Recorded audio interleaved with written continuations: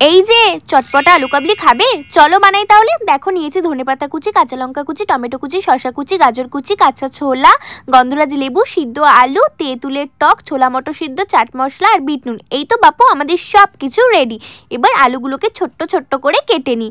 তারপরে তার মধ্যে দিয়ে দিই কাঁচা ছোলা, সেদ্ধ ছোলা মটর, এরপর শসা, টমেটো, গাজর, লঙ্কা, ধনেপাতা কেটে রেখেছিলাম, সব কিছুকে পরপর দিয়ে দেব।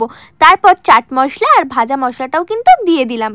এরপর পরিমাণ মতো বিট নুন আর গন্ধরাজ লেবুর রস দিতে হবে কিন্তু।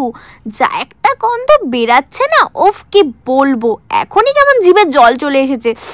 তোমাদের নিশ্চয়ই এতক্ষণে মুখে জল চলে এসেছে, কি বলো বলো।